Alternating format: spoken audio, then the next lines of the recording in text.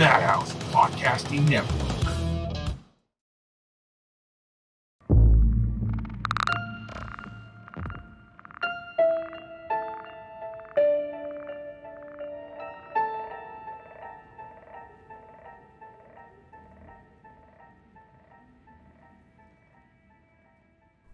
Nice props back there. Is this why it took you 5 minutes? Because you need to set that shit up? Yeah, no, believe me, I was pre-prepared, dude. I'm always prepared. Just running a little late. That's okay. So before we get started, though, this is my buddy Jeremy. Jeremy, this is Mike, a.k.a. Rib. What's up, Mike? What's up, dude? Nice to meet How's you, it man. going? Again, we met at Spirit Awakens, I think. No, I wasn't there. No, it we was, met somewhere else then. It was Okay. Midwest, probably Midwest. Midwest. We met somewhere Yeah. before, but Sure. yeah, dude, thank you for. Midwest Honor Convention? Yeah. Oh, yeah. But dude, I want to thank you for joining us. Appreciate it. Look forward to hearing absolutely. your story and. I strong-armed her and said, dude, you're going to do our fucking podcast. I'm going to go out there and kill you. Yeah, I can't say no. Yeah. Well, it's only going to help you, dude. We're going to try to help you get All right. your shit more exposure. Well, I'm going to track it. I'm going to see how many sales I get. Oh, shit. Oh, that's pressure. Yeah. Yeah. We really got to push the episode. Yeah, so... Okay, Just- so let's just get this quote-unquote shit show on the road. And are you recording already, Jeremy? yeah, I've been recording. I hate when he does that. Okay. Hey, everybody. Welcome to another episode of Behind the Mask. I'm Scott, the co-host, and Jeremy Ontiveros is our host. I hate it when you say And that. today, what? And today our guest is none other than Mike, a.k.a. Ribagin, from Ribagin Props and Goods. And just a little tidbit, this episode is actually a family affair for me here because Ribby here is my cousin.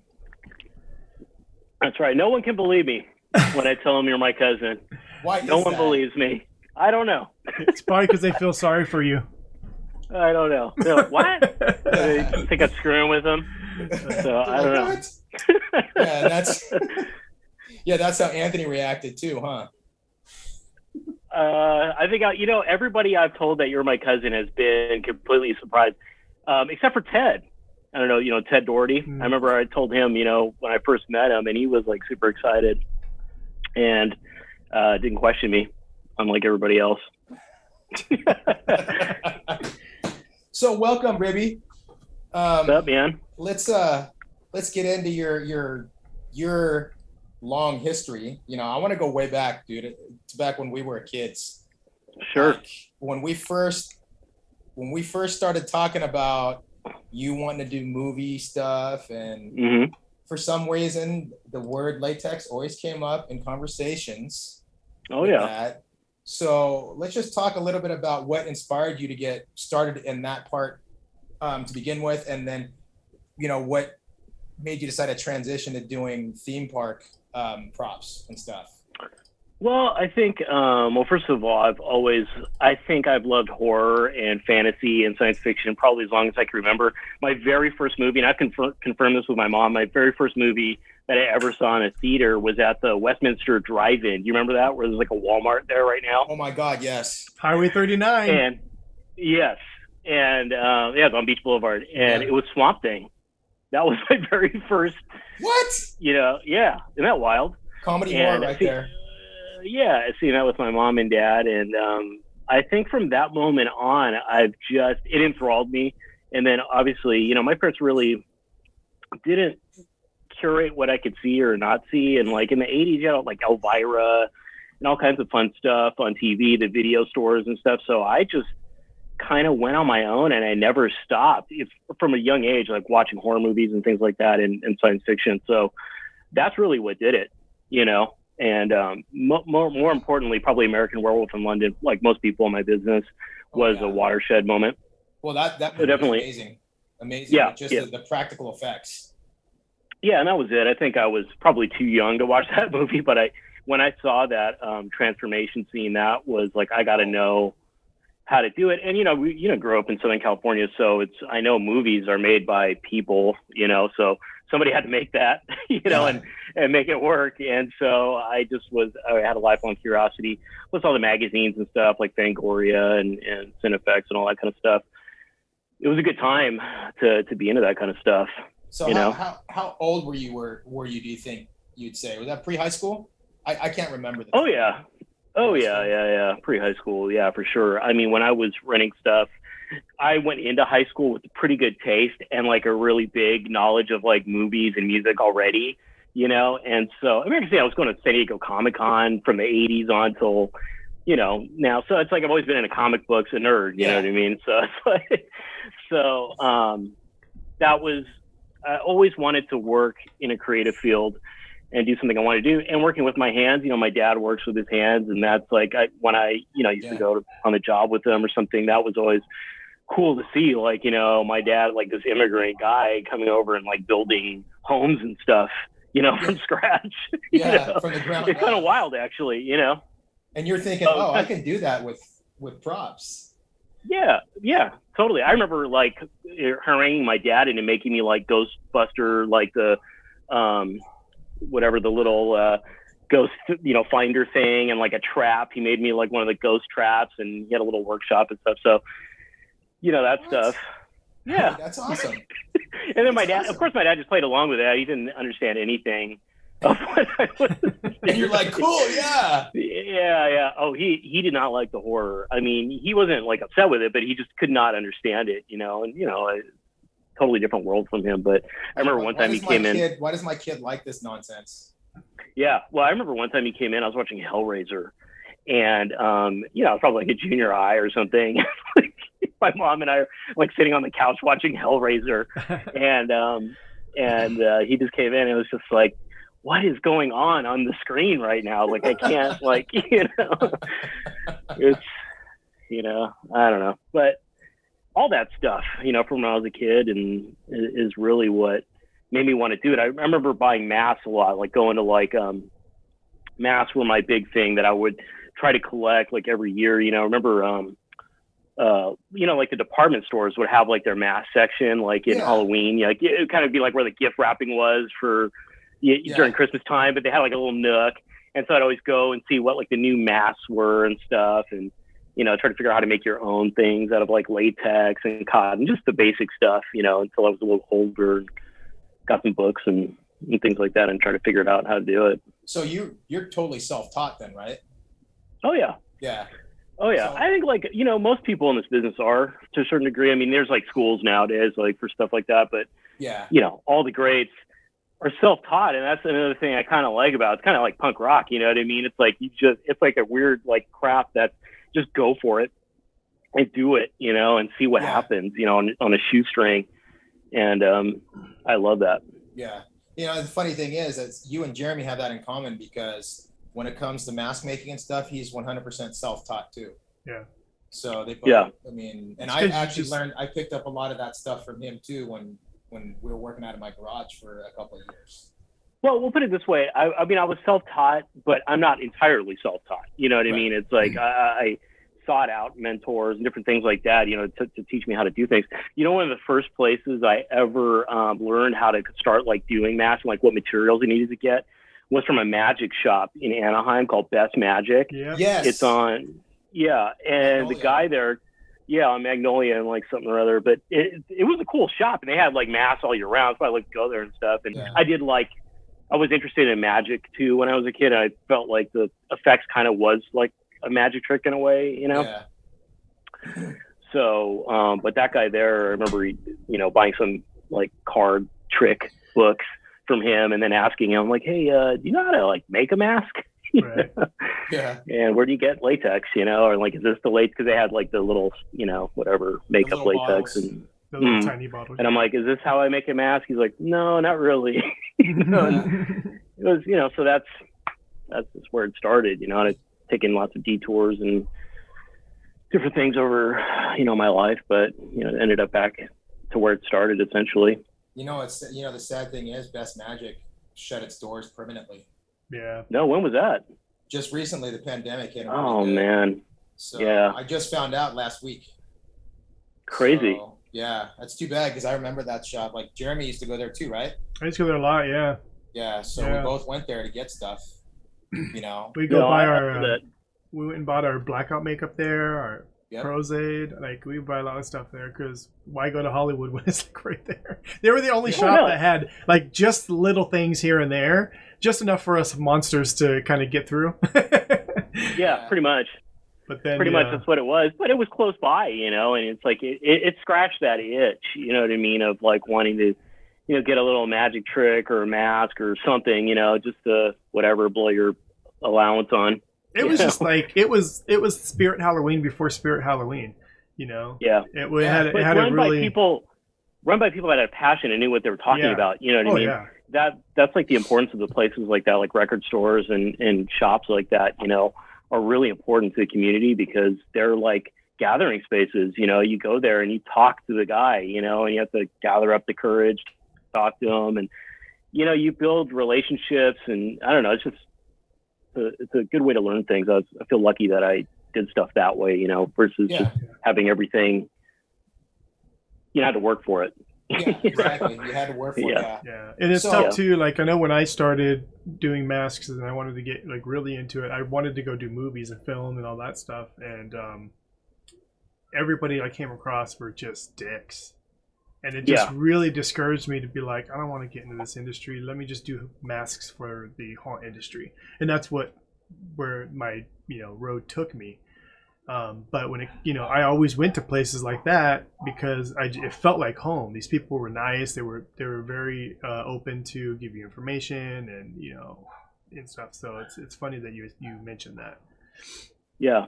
No, that's kind of the same thing. Well, I mean, there's a lot of good and nice people in the film business, but of course it is definitely. It does have a lot of egos, you know what I mean? And it's hard to, as a person who, it's hard, and it's like, I'm a person that like, I'm not a huge fan of like ego, and I always try to tamp mine down. But at the same time, I'm a person who's been in bands my whole life, touring, performing, so I have a certain amount of ego, you know what I mean? Yeah. So it's like, we all it could be do. like a toxic relationship. Yeah. We all so do. it could be But kind of toxic, you know what I mean? The thing is that the certain amount of ego and the certain amount of humility need to balance each other out. Right. Mm-hmm. And that's what a lot of people forget because they forget where they came from. They forgot yeah. that they had humble beginnings too. And the main thing is I'm not a hugely I'm not one of these people that subscribes to the philosophy that things only come via competition. Like I value collaboration a lot more, and I like that. I find myself, I work better in a collaborative environment, than versus people trying to get one over on each other, because I don't know, I don't care. You know what I mean? Yeah. I just want to do cool stuff, and like have fun and enjoy, go to bed, and a team environment's way better. Yeah. I learned that quick in the visual effects industry. You can't be a one trick pony. You have specialties, and then you need that team with those specialties to collaborate together. Yeah. Sure. And the same thing with effects. So.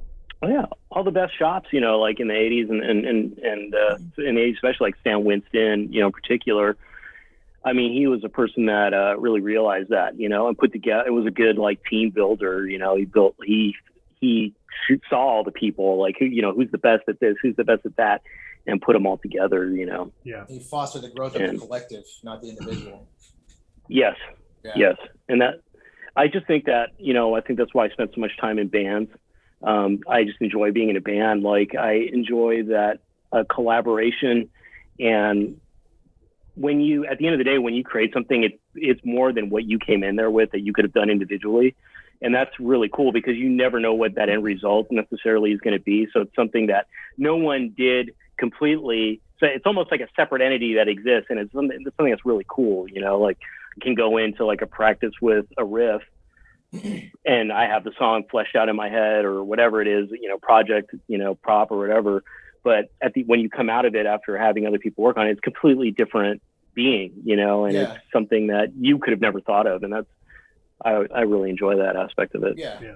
So how old were you when you made your first ever mask or prop? Do you remember that far? I know it's probably a long time ago, but it's probably a long time ago. I was probably like 12 maybe. Oh, wow. What? You know, something like in that range, because I remember having this little, it was when I first moved to Buena Park, so I don't quite remember when that was necessarily. That was just before high school, wasn't it? Yeah, just before high school, but maybe junior high. I'm not sure. It was like right after, because before Buena Park, I lived in Linwood, and you know, and it was right after the LA riots.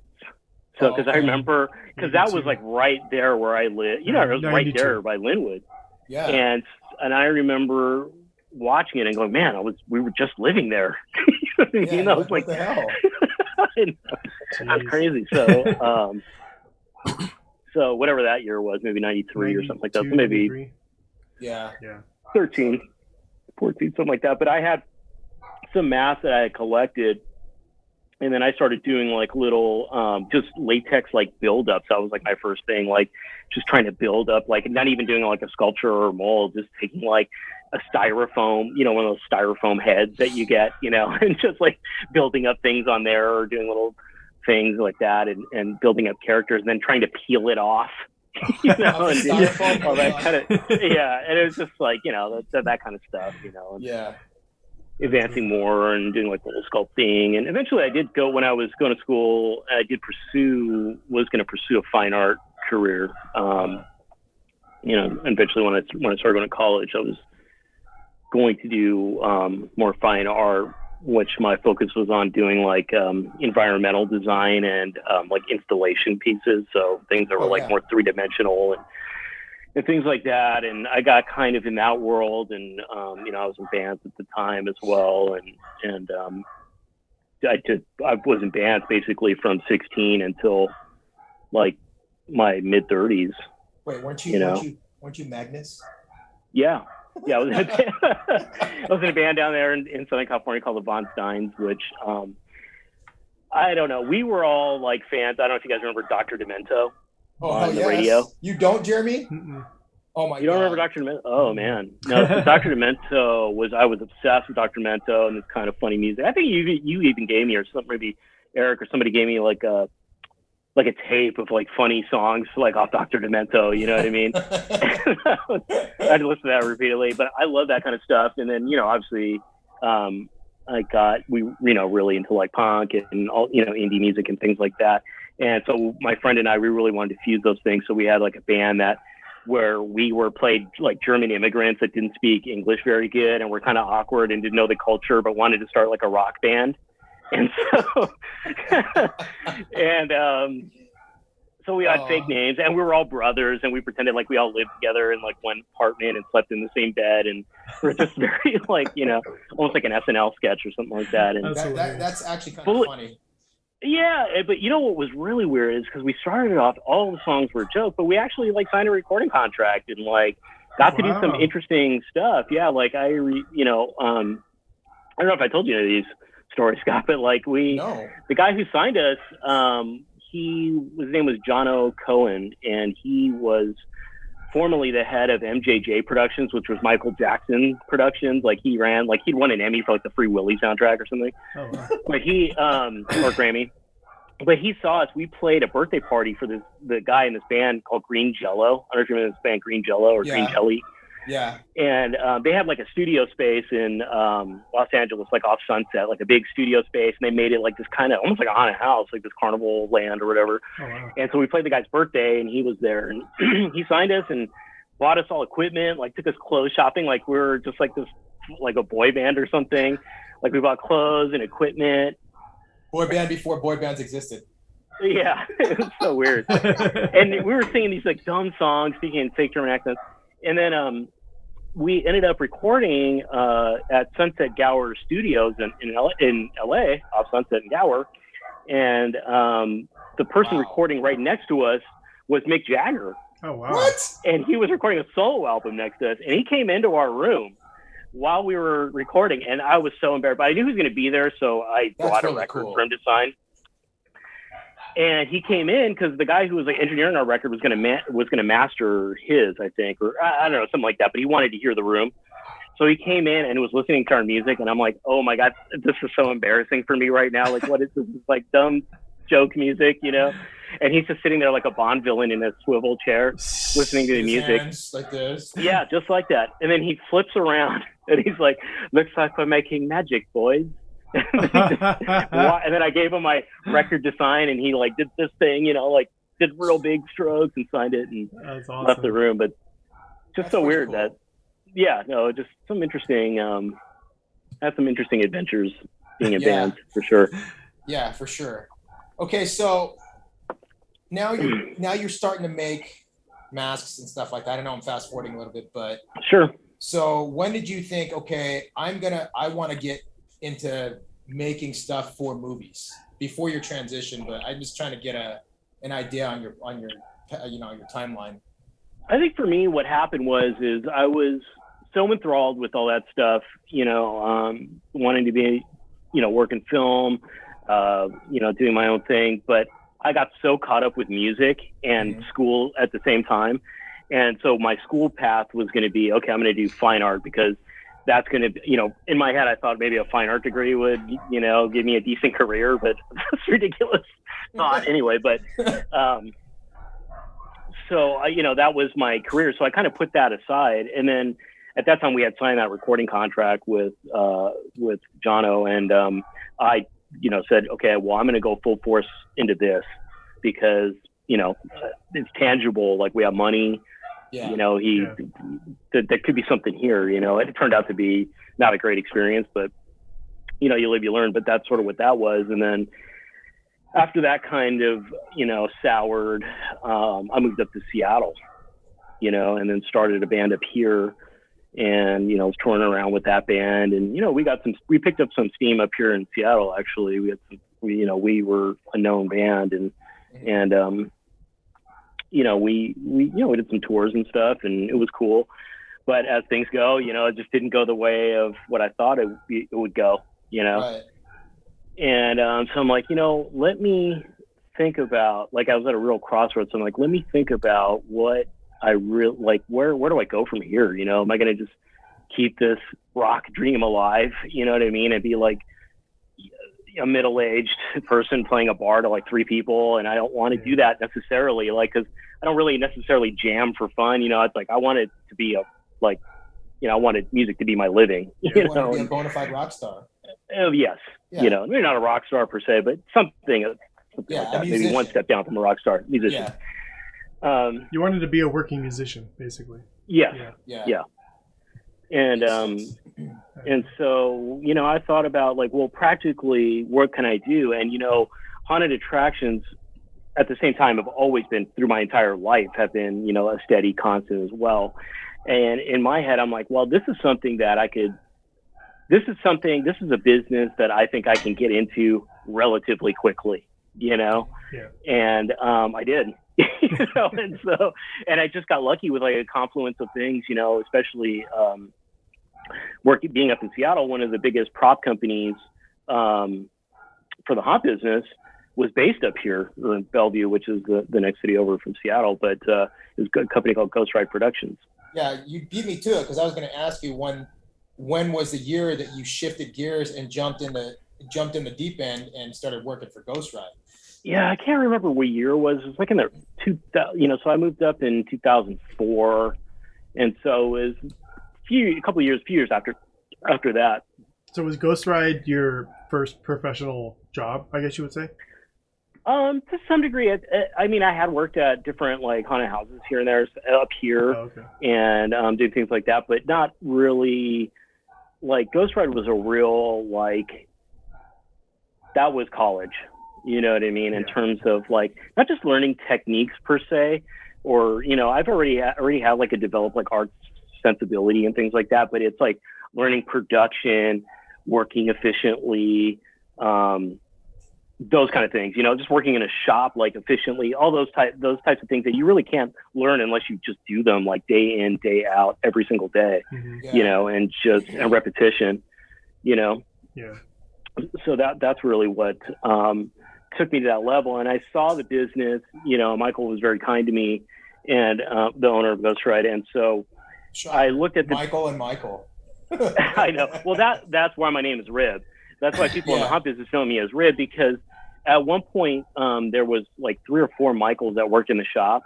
And so when I started there, he's like, "What's your nickname?" And I said, I don't Mike, And he's like, "No, you need a different nickname." And so I was, filling out the application, and he's like, "You're hired," all that, doing all the paperwork and everything. And then he just barges in the room. He's like, "You're Rib." He's like, "You're going to be Rib." That's how you got the name? Yeah. Oh, shit. That's funny.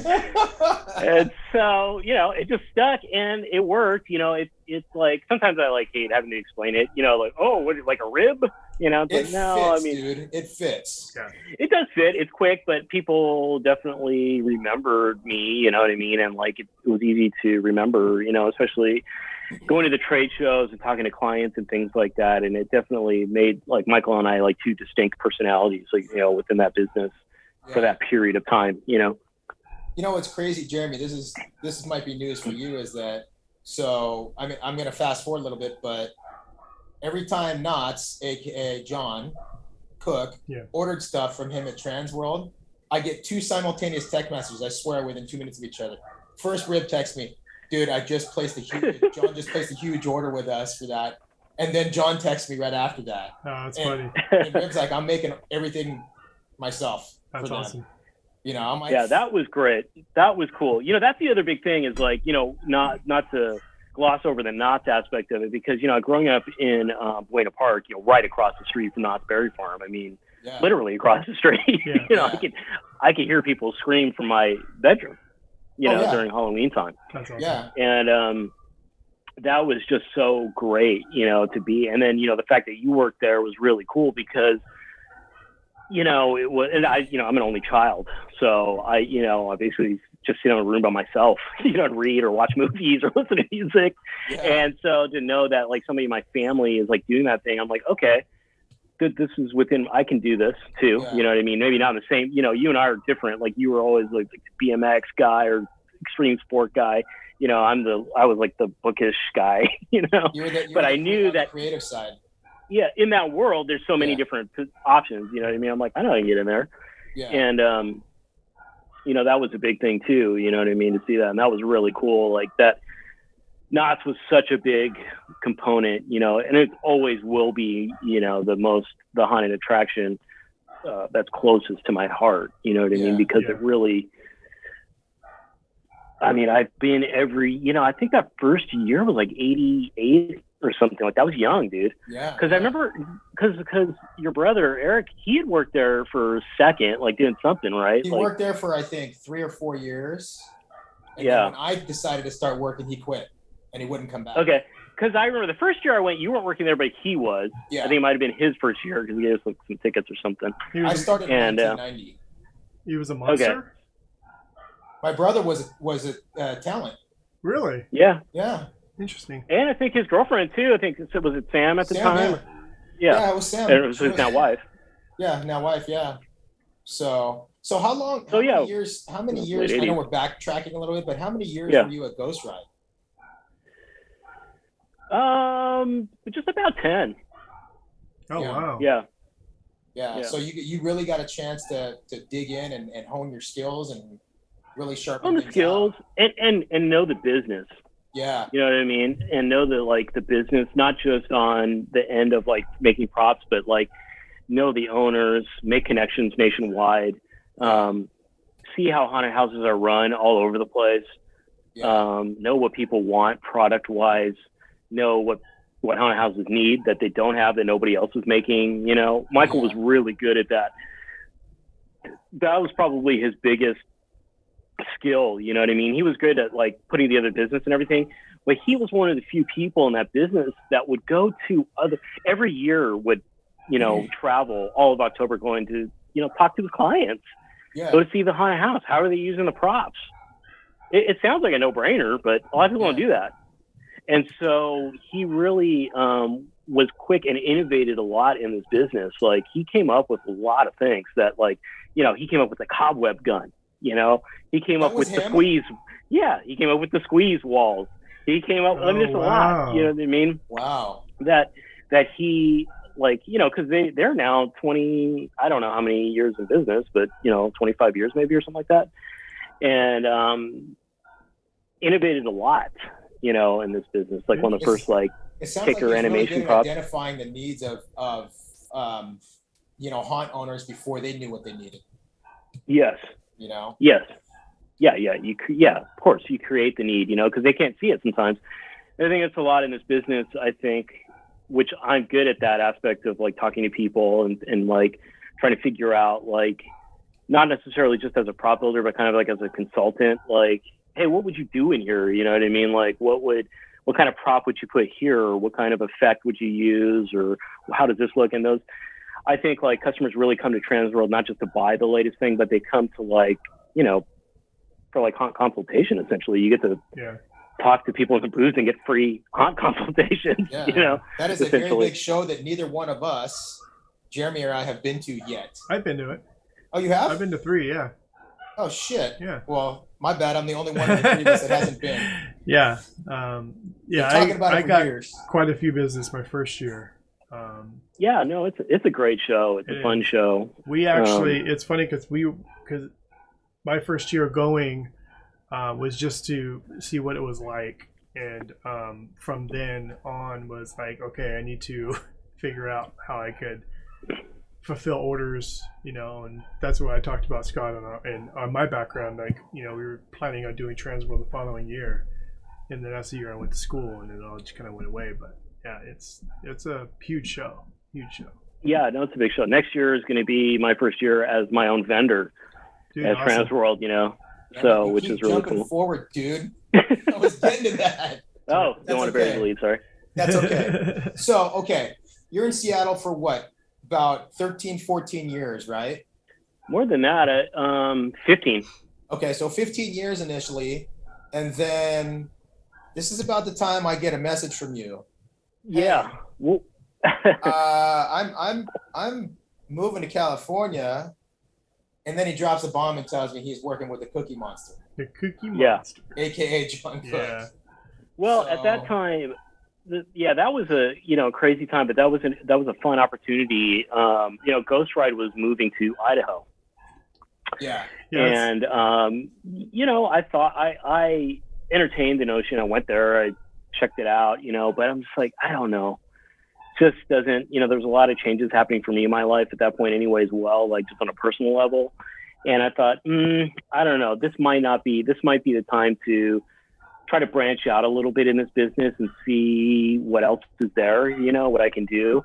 And that's when I saw John at Transworld, and he approached me about coming down there and working with 13th Floor Entertainment, and doing the hayride and other events that they have done.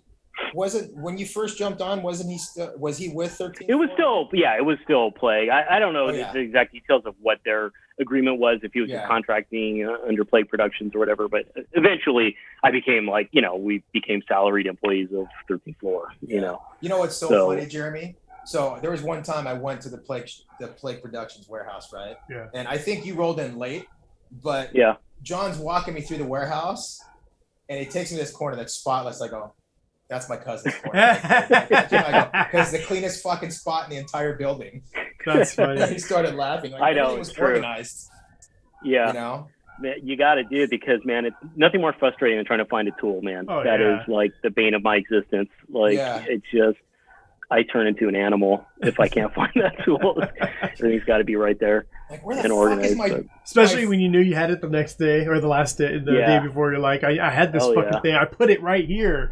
Yeah. Did you ever have to tell people, hey, you take a fucking tool, put it back where you got it? Oh, yeah. No, actually, I was worried about that when I came down to that shop, because that was like a shared warehouse between people doing scenic work, building out the big sets for hayride and other things as well. And I thought, oh man, my stuff's going to get, pilfered and everything. But actually, everybody was really cool. It was a great work environment. I love that whole team. That's the thing. I think John and myself, are similar in a sense that he values teams as well. You know what I mean? Like in collaboration, and he's a really good team builder, And so I thrive in that kind of environment, Yeah. I always tell people, I go, don't, I mean, if you look, don't fall into his rough exterior. He's really a teddy bear. Oh no, yeah, he's a nice guy. You know, it's funny because I forget sometimes. Like we'll go out to eat at lunch. I forget he's like covered in tattoos and like you know wearing like a sleeveless shirt and looks like he's got out of prison. And we're like sitting. We'll be like sitting at Jimmy John's and like people are just like staring at us, and I just like, what are these people looking at? You know, and I just forget because I just don't see him as that person. You know what I mean at all. Yeah. And so it just. Well, not to mention the guy is a bona fide rock star too. You know, being the front man for Winds of Plague. Not everybody knows that, but yeah. No, absolutely. No, it's usually these sort of like middle-aged women that are just scared. You know, they clutch their pearls a little bit. And so, but yeah, but yeah, no, I mean, I did, and I came down and did that for a few years, you know. But I think with the pandemic and everything, that like a lot of people made me reconsider a lot of things and reprioritize and put me in a sort of a now or never kind of mindset because it's something I wanted to do. It's like, well, there's never going to be the right moment. We're in the middle of a global pandemic. Like, let's just do it. Yeah. You know, things are going to be shaken up anyway. So let's see what happens and see if I can get in there. Well, so, okay. I know you've had a number of interesting projects, cool projects that you've done when you were working under that umbrella. So can you talk about some of those? I don't know if it's like NDA type of thing or can you? No, I think I can. I think one of the funnier ones is we did a Halloween party for Adele, the singer Adele. Exactly the one I was thinking of too.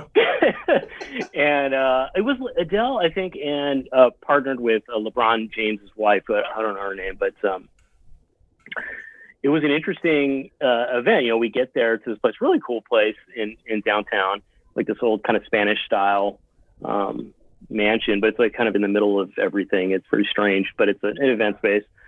And I had made some pretty cool props, and like one of them was this upside down, it's like Elizabeth Bathory kind of thing, where it's like an upside down girl and her like throat is slit, and it's she's got tubing through her, and so there's a bathtub beneath her, and you know she's bleeding into the bathtub, and I got a pump in there, and it's you know recirculating and everything. It was pretty cool. That's awesome.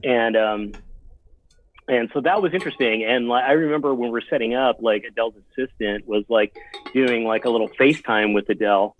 And, you know, going over the props, and I can hear Adele going, "Oh my God, like what kind of man makes this kind of stuff?" And the girl turned the FaceTime to me, you know, and just sitting there looking at Adele, like laying in bed, you know, like just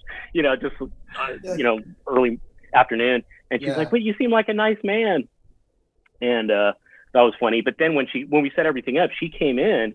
And I didn't know, I'm not like an Adele fan. So, I mean, I don't even know if I would really recognize her if she walked down the street. I didn't. She came in, I didn't know it was her. And she was a lot thinner than what I thought she was. Right. And she came in and she grabbed me, and I walked her through like the whole haunted house. Like she grabbed me like she was scared. And she's like, "You got to walk me through the haunted house." So I like walked her through everything. Her bodyguard, every movement was like, you know, making sure I didn't try anything. And that was kind of fun. Yeah. So that was really cool. So I got to walk Adele through the haunted house. What else? We did last year at the Hayride, we were on the Ellen show because they sent their producer. That was kind of fun. You mentioned that my roommate was there for that too. Rissy? I think so. I think, we had a bunch of people come down. Yeah. Because we wanted it to be pretty crazy, you know. So we definitely did have a bunch of people come down. Yeah. And that year was kind of fun because Knott's wasn't doing anything, and so we had people from Knott's and Universal and all over the place. Was that like work a night. Was that at the beginning of the pandemic, or? Yeah, that was that first year in San Dimas. Oh, gotcha. Yeah, when we did this was in the throes of the pandemic. This was last October, and so we did a drive-in type experience. And which is cool and fun and crazy, and not something I ever thought I'd be doing, but it was really cool, and it turned out really fun. But that was cool. We did like an American Horror Story kind of like overnight promotional thing that was fun. That was really fun. And that's like when because our gang, like John and Cliff, all those guys, we're all pretty tight. So it was kind of fun to get to do this stuff, just like you.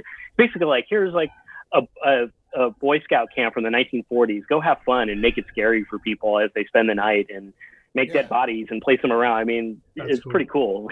Like, okay, cool. It's easy. Yeah. So, and then a cool thing that hasn't been released yet, but I don't know how much I could say about it, but there was a Disney Plus show that filmed in our warehouse that I might or might not be on, that's starring Jeff Goldblum, which is kind of fun. That's cool. Yeah, so that was really cool to get to meet Jeff Goldblum. Like, and there was a point where Amy Holloman and I were teaching Jeff Goldblum how to haunt act.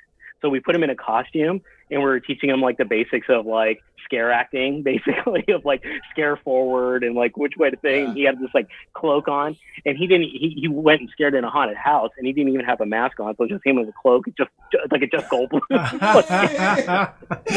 Yeah, which was it was fun to get to teach Jeff Goldblum how to act. That's awesome. And so that was, you're teaching an actor how to act in a different format. Yeah. Yeah, I know. He was really fun, man. But like he was, again, with my name being Rib, he's like, Rib. He's like, what is that? Ribbenstein? Ribslowski? And he just spent I had this whole thing of like what I was going to talk to Jeff Goldblum about, and then literally he just spent like 5 minutes on my name, and I was like, well, there goes that. Yeah. Yeah. So not to get off tangent, but talking about celebrities and scaring, dude, you know who is a natural and a very good scare actor? Derek Hoff. Juliana Hoff's brother. Oh, really? Dude, he worked Knott's one year.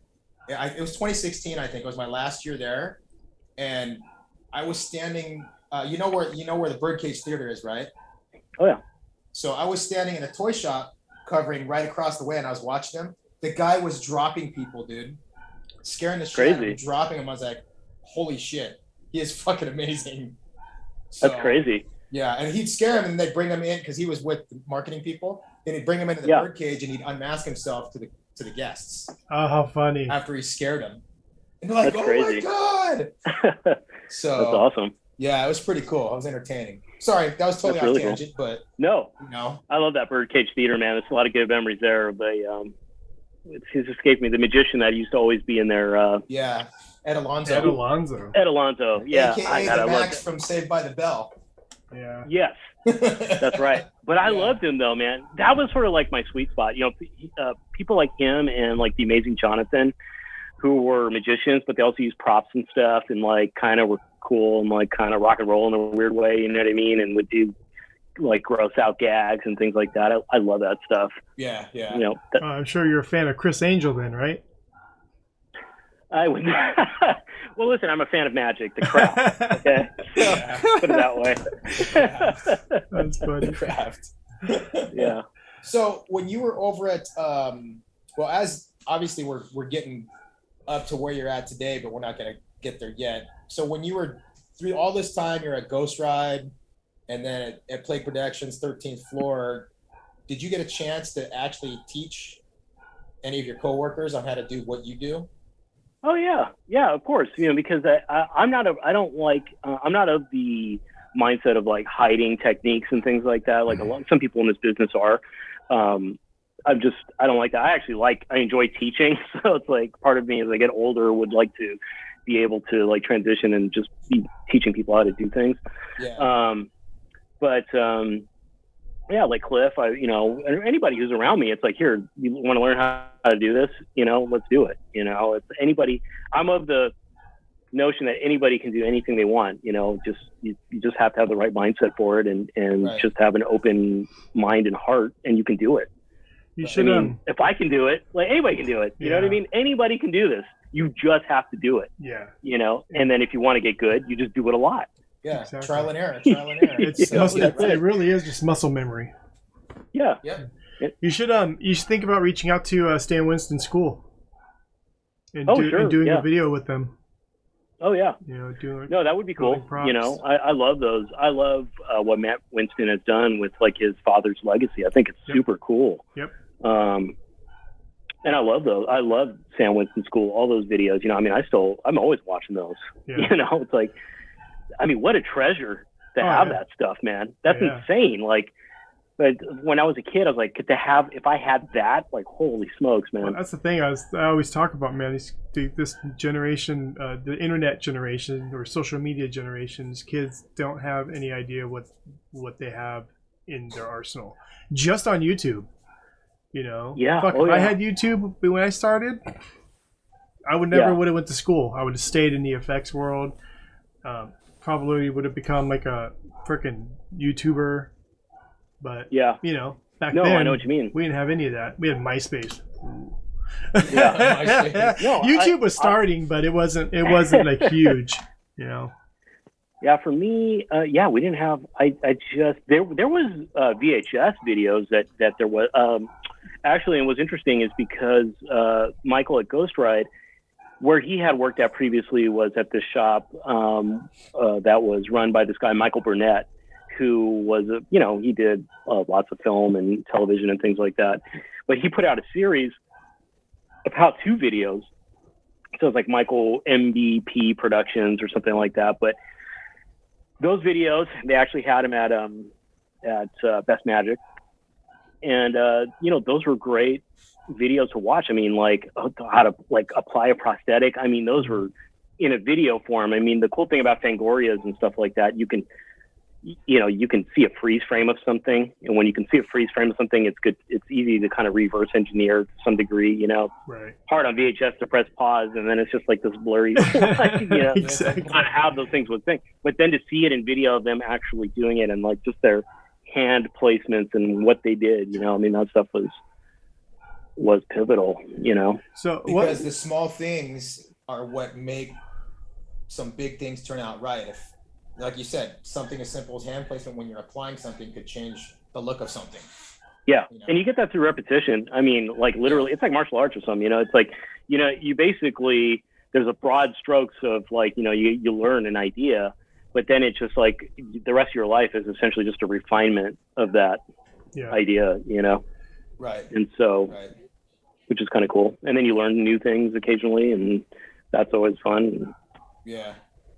So Jeremy, you had a question. Yeah, Sorry, I was gonna say, what would be? Do you have a specialty that you focus on, or do you just do everything? Like, do you do all the sculptures? Like, what do you? Well, right now I'm doing everything. Yeah, which sucks. But no, for me, like the thing I like to do the most is paint. Okay. I love painting. To me, I can see like a character come to life. And that's a really cool feeling. And I get that almost every single time I paint, even if it's like a mundane, like severed head or something, you know what I mean? It's like, it's just cool to me to see that, well, you know what I mean? I mean, they're going to be severed heads and they can be cool monsters or whatever. Yeah. But I do love painting. And I really just like coming up with characters, cool characters and cool ideas, Yeah. So painting and that. But I can do a little bit of everything, I would say I'm probably the best at painting. Okay. But and fabrication and like thinking and stuff like that. But I can sculpt. So for my initial lineup of stuff that I'm doing for RibFX, I have stuff that I've sculpted, stuff that I've commissioned, like some of my favorite sculptors to sculpt, and I'm incredibly honored that they would do it. Who did you have? Who have you had sculpt for you? Like Mikey Rotella sculpt for me, which he's doing really cool. Yeah, he's awesome. And, one of my favorites, a really good dude, an example of like a really good person in that business. You know what I mean? A real good, solid dude. But he's doing a big Sasquatch for me, which is going to be kind of fun. Oh, nice. And a more like primal rage, like ape, angry looking Sasquatch too. Not, cool. The benevolent, friendly one. It's going to be a real, nasty one. I've had people like John Fuller, who's done a lot of stuff. He's doing a couple things for me. We're doing like a Cthulhu. I have the body. He's doing the head, like a big Cthulhu type character. A couple of things. And even people like this one dude who hit me up on Instagram is just like, hey man, I'm a fan of your work. He's from Ecuador. Oh, wow. And he's like, I'm going to be in your country, and, I'd love to see your shop or whatever. And so he came by, and I really liked him. He was like a really nice guy. At first I was like, okay, I'm just going to show him around. But when I looked at his work, he's extremely talented. He's like 19 years old. And I'm like, holy smokes, this kid's crazy talented. He does the same thing? He does mostly like fine art sculpture, but he wants to do like monster making. He really likes that aspect of it. So he came to the shop, and I'm like, okay, man. I was, just talking to him, like, hey, so what kind of clay do you use, And he's like, I use mountain clay. I was like, mountain clay? And he's like, yeah, we have a mountain. I go to the mountain, I pick the clay, and then he has to like make his own. And he tried to reverse engineer monster clay because he didn't know, like, they don't have access to those kind of materials, So I was like, holy smokes, man. And I'm like, let's go to Reynolds. I'm going to take you on a little shopping spree, get whatever you want. You know what I mean? That's and that was fun. And then he ended up sculpting this cool, like, merman. I wanted to do, I'm doing these kind of Lovecraftian kind of, collection. Oh, okay. And so I got this, like, he did like this fishman kind of guy for me, which was really fun. And he just knocked it out in a couple of days, and it's awesome. And he's going to be living here with me for a little while, and sculpting some more stuff here towards the end of the year. So he's going to visit again. Like his mentor. Yeah, no, I'm just teaching him how to do stuff. I was teaching him how to like make molds and stuff like that, and just the basic techniques. And then I hooked him up with Andrew over at Immortal Mass, and he's going to work over there as well. Hopefully. But Andrew was really liked him a lot, and that's like was his hero. So when I took him over there, he was like super like really excited. Yeah. So that was cool. Awesome. And Andrew's another guy that's like super nice guy. And he won Face Off with his that whole season was great. Yeah, that was sort of like, because it's like this guy is running his own like with the most successful mask company in like the Halloween business and like sculpts every day. It's almost like unfair competition to some degree. You know what I mean? Because he's like so like he could just knock things out so quickly, especially in that environment. And you see it in the season. Oh yeah, it's just like here you go. I know. I remember there was one part. It shows that he's struggling. He's not really struggling. No, he's not struggling. I remember there was a scene on that season where like they had a couple of like amateur people, and this lady was like a cake maker, and she was on Andrew's team, and he's like, well, she started making a mold, and he's like, well, don't you want to make the mold kind of this way so you can, he's giving her real practical advice, and she just like snapped at him. I was like, I know what I'm doing. And I'm like, lady, do you know what this is? Like, you should be like very thankful that this man is like giving you like these tips. Like, people would die for these tips. You know what I mean? So it was really funny. I was like, oh my God, it's hilarious. That is funny. Awesome. It is very funny. So, okay. Now, I think in a timeline we're at where you decided we haven't touched on it yet, but now you decided to launch your own company. And that was what, 3 years ago now? Roughly? No, it's actually because I moved up here in January. This January? So that's when you launched it, but initially when you told me about it, that was way prior to Yeah, I mean, it's something that I think was lingering in the background. You know what I mean? It's like, how am I gonna do this? Because that is something I wanted to do. Right. So it's like, well, what's this gonna look like? Okay, I'm working with 13th Floor. How is this going to work? Yeah. Because at the time when I had quit Ghost Ride, people had found out and were like hitting me up like, hey man, are you making stuff? Can I put an order in? And I had to turn away a lot of business when I was working at 13th Floor. Yeah. Just because it was so busy and, I was doing everything myself there to some degree. Yeah. So, I'm thinking like to myself, well, how am I ever going to get this started? And the pandemic really I'm just like, you know what? I need to be my own boss. I need to figure this out, and I just need to do it, and just take the plunge. It's scary, because it's, especially, my age and starting this venture at this, I got a lot invested in it. So it's your life, dude. Yeah. So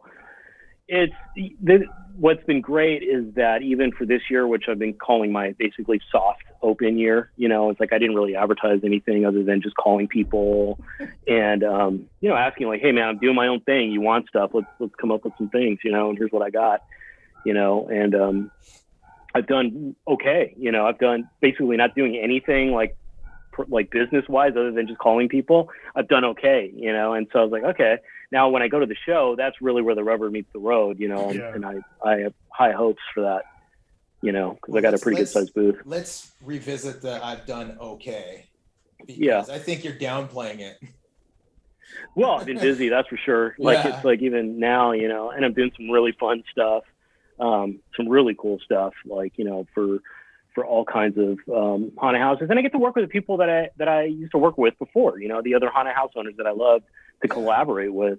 So I get to work with them again, and they come up with cool stuff. We come up with cool stuff together, and I enjoy that, you know. And so, can you say who you're working with? You know, quite a few, like a handful of people, like from all over. I mean, obviously with 13th Floor, doing stuff with them, you know. Like if you're down there in Southern California, go to Delusion. You'll definitely see some stuff that I've done for Delusion, that are integral parts of the show there, which have been technically difficult, but outside of my comfort zone, but exactly kind of why I wanted to do this and explore different avenues of doing things and pushing my limits a little bit. And I mean, a lot, dude. There's a lot of, you know, I don't know if I have a whole client list, but I mean, I've done stuff for Netherworld. I've done stuff for, you know, you got some people on the East Coast. Yeah, for sure. I mean, that's where, the main thing is. That's where that's where all of our orders mostly came from, was East Coast and Midwest. Oh yeah. The West Coast, barring Southern California and, you know, theme parks and stuff like that, is not really, it's just too expensive. To have on houses. So, you know, I mean, you can't get like a piece of property, you know, cheap. And the Midwest, the South, the East Coast, that's just where it's at, you know, haunt wise. Oh yeah. And you go see some of those independent haunted houses, and if you've lived in Southern California your whole life and think, you know, Universal or not is like the only thing that's out there, you go to some of these haunted houses like Netherworld. You go to a haunted house like 13th Gate in Baton Rouge. I mean, these things blow your mind, dude. You know what I mean? Is that 13th Gate, is that the one that was in a mausoleum that you told me about years ago? You told me about a haunt out there in a mausoleum. No, that is actually a really awesome haunt called the Mortuary, which is in an old mortuary in New Orleans. Yeah. Okay. Just like right on, you know, I forget the street, but you just basically take the streetcar all the way till the end, and like you get off, and there's this old mortuary, dude, and the haunted house is inside of it, and it's a good haunted house. You know what I mean? It's a really well-run haunted house. So I tell everybody from SoCal that knows about the Haunted Vineyard, Scott, you know Haunted Vineyard. Yeah. Midwest and East Coast, their haunts make the Haunted Vineyard look like a home haunt. Yeah, I mean, they're insane out there. Insane. You know, theme park level productions. You know what I mean? Like, they're just that good. I mean, especially ones like, you know, Netherworld and 13th Gate. All the 13th Floor properties are all very professional, and they look great. Like the one in San Antonio is like one of my favorite ones of theirs. There's one in the set work in their Chicago location, Melrose Park. That one's awesome. Really cool. They got the prison this year, which is cool. So, I mean, there's a lot of like just amazing events out there. You know, just that like when you know, and being in bands and you're touring and you go to haunted house, you know. And from that regard, and then now I basically tour every October and go to haunted houses and, you know, see what's going on, and it's just awesome. I love it. You know, people's ingenuity. They're like these little Walt Disneys everywhere. These little, you know, working class kind of Walt Disneys all across the country that are making cool stuff. You know, and and the cool thing is they're huge. They're so big and they're multi-leveled. A lot of them are multi-leveled, and the fact that a lot of them are in abandoned jails, asylums, you know, hospitals. Oh yeah, because they just buy the building. They're like, "Mate, we're already like halfway there." Oh yeah, good example of that is in Detroit, or just outside of Detroit, is a haunted house called Erebus. Yeah, which is a great haunted house. But you know, it's one of those things. You know, you could buy. I mean, I think Ed bought that place where he's in, which is like a 450,000 square foot like Chrysler building. You know what I mean? I think he bought it probably for like less than $500,000. Yeah. You know, which is insane. You know, and then it's just like you just can't. There's no way to do that here on the West Coast. Yeah. You know, there's nowhere to do that. You know, not to mention there's so many. There's a lot stricter regulations here.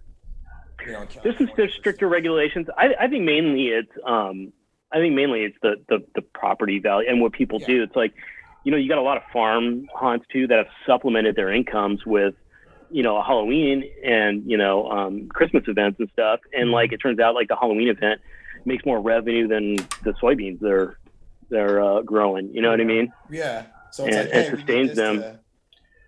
We need this to keep going.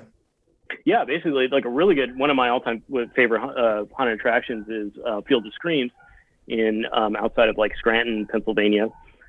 Maybe not Scranton. It's it's in the farmy area of Pennsylvania. Yeah.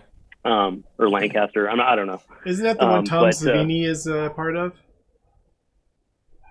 No, I don't think so. No? I know Tom Savini is a part of some sort of haunted park. He had advertised it quite a few, but he might be. I don't think that one. There's a haunted house in Pittsburgh that's also really good too, called Scare House, which it might be that maybe that kind of has more of a Tom Savini feel to it. Okay. Whereas Field of Screams is just a great like classic hayride, but with also like multiple haunted houses on property, and it's just a very professional, amazingly run event, and it's on a farm, and this is the family farm that's been handed down, to the family, and it's like this is what's keeping that in the family and keeping it alive. Nice. Is this event, Right. And making the farm like a part of the community, like where people go every year, family memories are made and stuff like that. Yeah. It's important stuff, I think, even though we think it's frivolous. I don't think it is. I think it's all part of like building the community, Yeah. We have a couple here that do that, and they also do like pumpkin patches during the day, and then they do. He lives in NorCal, by the way, Rick. Yeah, I live up by Sacramento. But yeah, they have a few. There's one out here called the Sheraton House. They don't do it every year. Oh God, I hope they do it this year. But it's on their own property. They don't charge. All they do is ask for donate like canned food, and then they do like this food drive, and you get to go through the haunt, and the haunt is not regulated at all. Like if fire marshals went in there, they would rip the whole fucking thing down and burn it. Oh, sure. You walk through it and you're like, holy shit, they touch you. It's amazing. It is amazing. And it's like but they don't do it every year. And I've been trying to get a hold of them. The owners, like, they don't want any of it's not that they don't want affiliations outside in the haunt industry. They just don't talk about the haunt outside of October, and they only run it for 2 days. Yeah. Wow. And and I've been trying to get a hold of them for like a couple years, and like they just don't call me back. And I'm like, all right, whatever. That's interesting. Well, maybe they don't want too much attention on them because then they'd have to, exactly. Yeah, and that's the reason why they don't want it to be a legitimate thing. It's just like they do it for the community, and they like to donate, and they just do it for fun. They love scaring people, and it's a year-round thing. It things up year-round. And when we were in line wait to go through it, we were in front of one of the old actors, and I just yapped his ear off about like the event. And he's like, it's so awesome, and I went through that thing and I was blown away. I'm like, I love those too, like the smaller, like independent, like kind of interesting. I mean, that's this business. I mean, that's the other thing about that, why I wanted to work on a house business. There's so many interesting characters in this business, you know what I mean? I run events like that. Every haunt owner is its own unique kind of crazy. We're all crazy, but they're all their unique kind of crazy. And I love it. You know what I mean? I love people, and I love it. It takes a certain kind of person. Yeah, we're all a little bit. Yeah. To do what we do. Yeah. I mean, so okay, now you got your own business going. This is, like you said, your first year, soft open. Mm-hmm. I know you announced, but not really. And by the time you announced it, you explained to me that like, I'm already tapped out for the year. I can't take on work. Yeah. So, I mean, partly is because I didn't want to overstretch myself, especially my first year. You know what I mean? Yeah. So. Because you're doing everything. You're doing all the work and the administrative, everything. Everything. Yeah. And moving to a different state. Yeah. Starting, starting a life, with a person and a family, it's like, so it's like, if you're watching my girlfriend. Layla, hi. No, it's like there, but that's, it's all those things, the personal, starting a new relationship, starting a business, moving to another state. So it's been a lot this year. Just don't throw kids in that mix, man. No, I'm too old for that. You know what I mean? Yeah, like me. No more kids, no more. No, but Layla has my girlfriend has grandkids, so it's like a really nice setup because I get to enjoy it and like have fun with the kids and stuff, and then when it gets that time, they just go back to their parents. You know what I mean? And we it's get like a soda. You shake them up and you hand them back. yeah. So, which is cool. Like, we get all the fun stuff. We get to do fun things. And, so, are you're back in Seattle? Yep. So I'm back in Seattle. I came back up in January. Okay. Yeah, we forgot to touch on that. Yeah. So I'm back up here, and that was after the pandemic. I thought to myself, it's like, listen, I got to do it. Now, where am I going to do it? And I just thought, okay, I want to put everything together, family, business, and all that. So that was my decision that moving up here would be the best place to do it. Right. At least for the time being.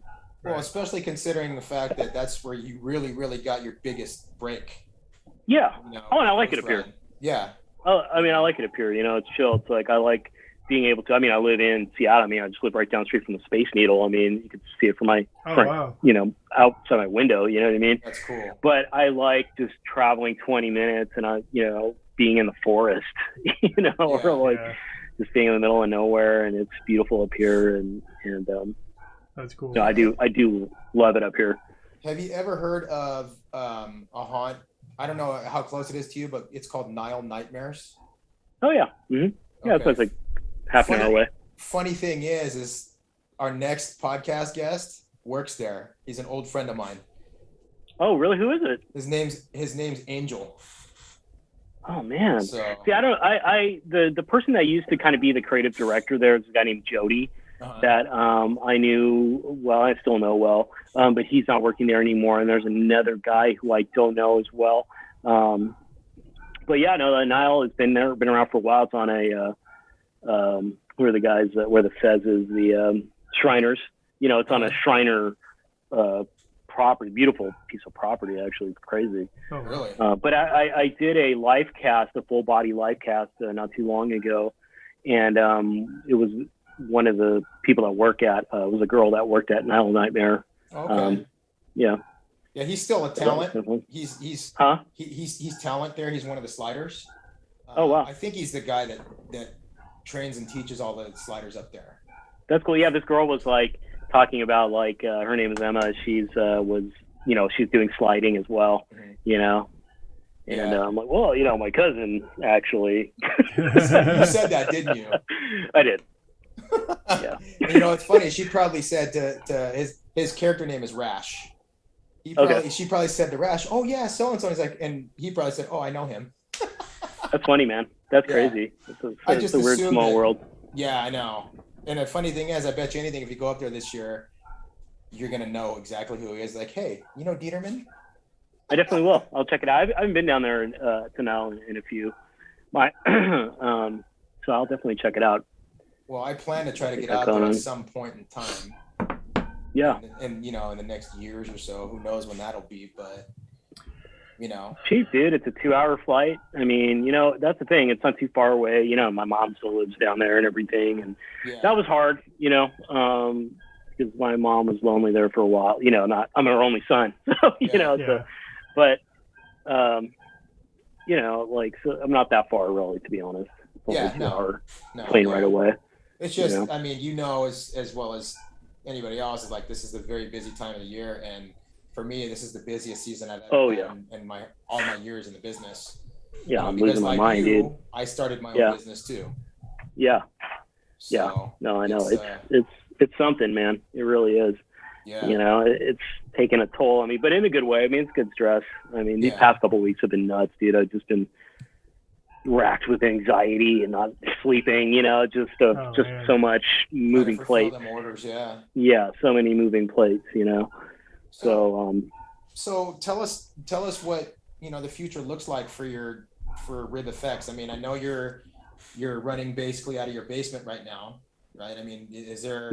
Is there a long-term goal to maybe move into a shop and tell me tell us what you can. Well, I basically wanted to. The place we moved into actually has a pretty nice basement that's connected to a garage, so I have a full basement and a garage that are all connected together, which is actually a pretty big space. So I've been doing that, and I thought, okay, this is a perfect way for me to just get on my feet, get things established, get things going, get people product, and so they can see it, to see the quality. I'm doing things a little bit differently than some of my competitors, and I'm using different materials, different quality level that I'm trying to achieve. So I just want to get that stuff out there so people can see it, Right. And see what it does in a haunted house, see how it looks, whatever. Yeah. But I definitely, before the end of the year, I'm looking at shops now to transition to a shop, because I want to get into a shop before Transworld, because I need to build out the booth and everything. I've got 30 feet of booth space that I need to fill. Oh, wow. And yeah, pretty much. And then, we bump it out a little as much as you can. Oh yeah, of course. But yeah, that's kind of big for a first year to have 3 booths like that. But I have some bigger pieces and stuff, but I want to build the booth in its entirety and, be able to have it look kind of modular so I can ship everything and make sure it's all good to go. At least the good thing is I have a lot of experience setting up booths at, trade show like that, Oh yeah. So, Nice. Do it working with Ghostwrite for so long. Yeah. So, and knowing the convention producers and things like that. And I got a good spot. I'm at a really nice spot. I'm right across from SPFX, kind of in that area there. Jeremy, that area, Black, yeah. So, so that's the next big thing for you then, right? Is Transworld? That's the big thing coming up. That's the big thing. That is really, once I'm done kind of with everything that's going on, I'm actually doing something for a home hunt in Buena Park. Do you know about this? It's called like Twisted Dreams. No, where's that at? I don't know. I'll have to look it up and send it to you because I was curious. I forgot about that. But, right now I'm wrapping up stuff. People have added on orders and things like that, but I'm wrapping up most of that. Yeah. Then doing because I saved basically the home hunt stuff towards, this time of year because they don't really need it till, getting closer to Halloween. Yeah. So I've got that. But then after that, it's basically all in development of new product, making new stuff. I want to pack out that booth as much as I can, and so that's a lot of planning. And that time goes by really quick, from the end of Halloween to the beginning of the trade show, It's in March, right? Yeah. It's March, yeah. Do you do animatronics as well? Yeah. I'll be doing some animations there. It depends. I don't want to overstretch myself. There's animations that I want to do. And so that's like basically after I'm done here, that's going to be like, research and development, trying to figure out. But it's got to be pretty solid if I'm going to bring something to the trade show. A lot of people just bring some hack thing and then sell as many as they can and then come back from the trade show and then figure out how to try to do it. Yeah. I don't like that level of stress. So I want it to be what it's going to be when I have it at the trade show. Yeah. So, but yeah, there's going to be some animations there, and I'm trying to incorporate some different things as well that aren't seen in props, like lighting effects inside the props, fog, like self-contained fog units that like where like lanterns that or torches that fog up and things like that. So different things that I think add value and are a lot cooler than just your normal like static prop. Yeah, no, that makes sense. It's only going to expand your business too. Yeah, and the materials I'm using is a little bit different. I'm not, there's several ways you can go about it. There's the predominant is still latex for the most part in the haunted house business. You know what I mean? Yeah. And if it's not latex and you have something like Ghostwrite or maybe Gorgalore would use like a skin polyfoam or something like that. Uh-huh.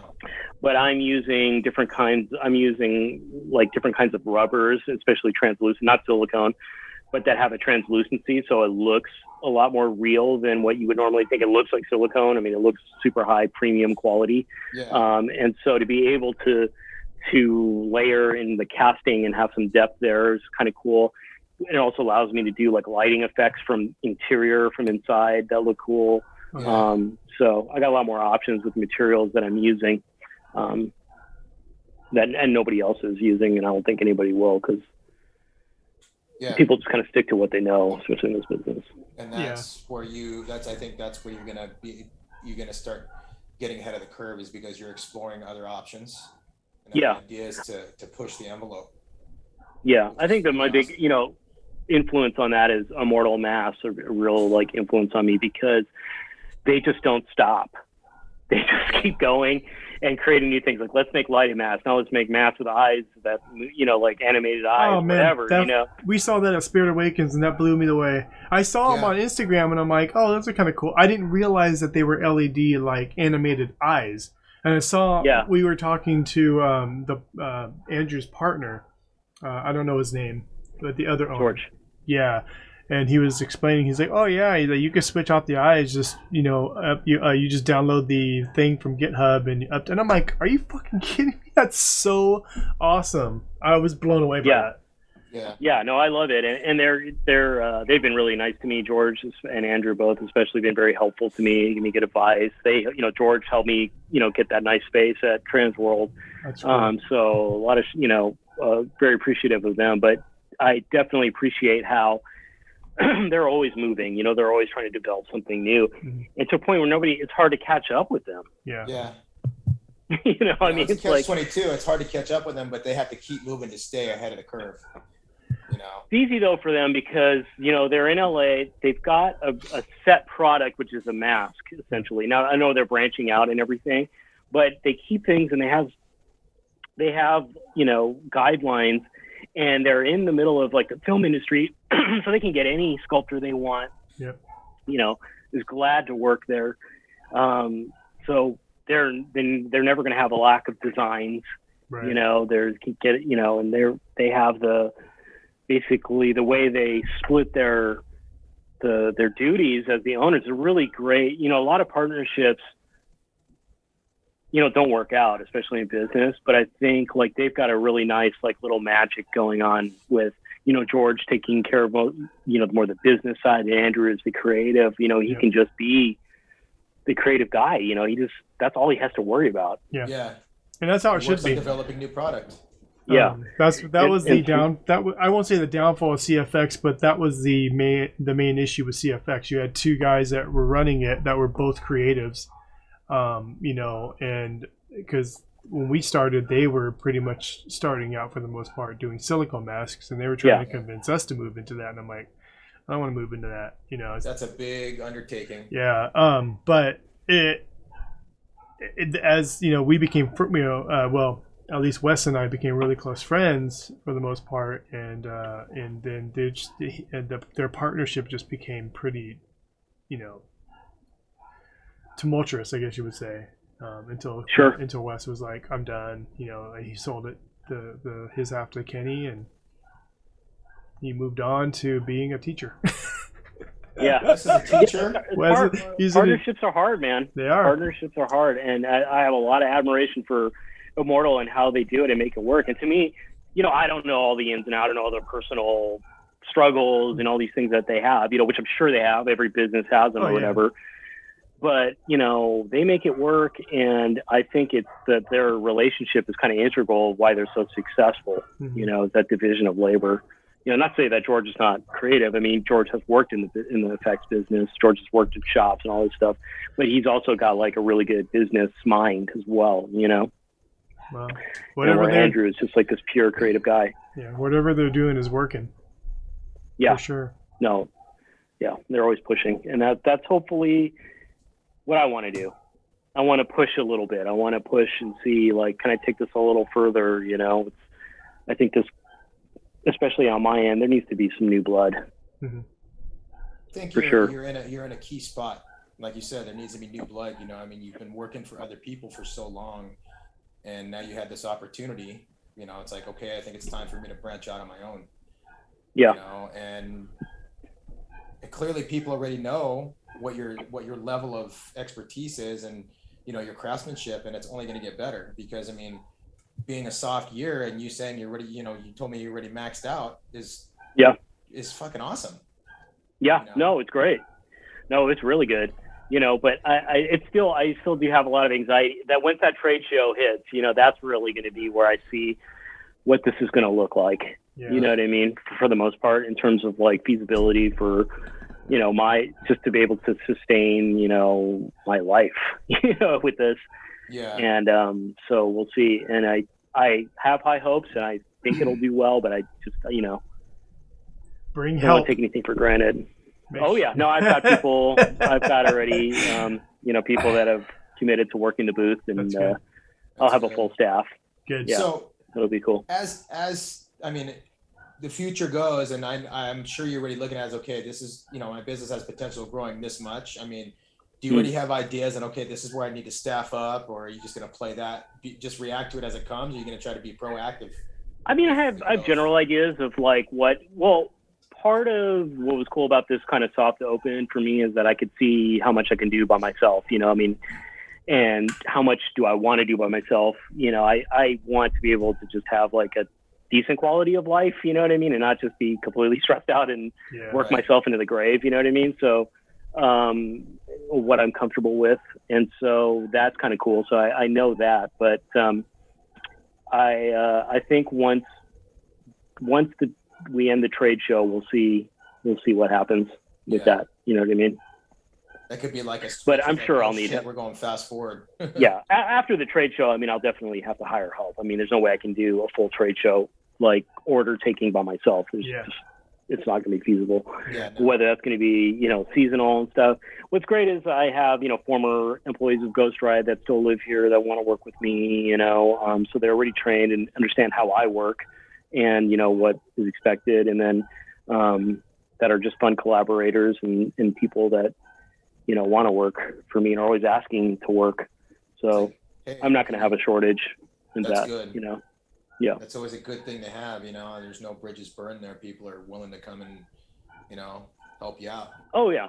So I think that's really my strength more than anything else. Like, I mean, I'm good at making the stuff or whatever, but I think I'm good at with people. So I think like I'm good with clients. I'm good, in a team, training and working with people. And there's actually, that is kind of rare in this business to some degree, and so I think that to me is a competitive advantage in a way, because just general well-being is a little more pleasant than what's out there. The way I always look at it is that, okay, you got those people are going to teach you enough to where you're not going to be able to surpass them. But I hate that in shit. the big picture, the honk community is pretty small. It's big but small, if that makes sense. So for me, it's about fostering growth with everybody, so the community gets bigger. Yeah, you know what I mean. It can push further, and it can be more financially fruitful for people. Yeah, if that makes sense. Listen, I like to make cool stuff, but I just as much like to see other people make cool stuff the same. You know what I mean? And no one's going to do it exactly the same as me. That's one thing. It's like, I really hate that. And I struggle with that. I struggle with like social media to like, should I post this? Is somebody going to copy this? At the trade show, I try to think about these things, and it's like, I hate that kind of line of thinking to some degree, but it's like, at a certain point, it's going to happen. People are going to copy you. People are going to do the same thing, or maybe something. But just if you just keep moving and you just are true to yourself, no one is going to be you. You know what I mean? So that's your biggest thing you have. You know what I mean? And so just cultivate what you are. What are your strengths and weaknesses? And then, there's only one Rick Baker. Go from there. Yeah. What's that? There's only one Rick Baker.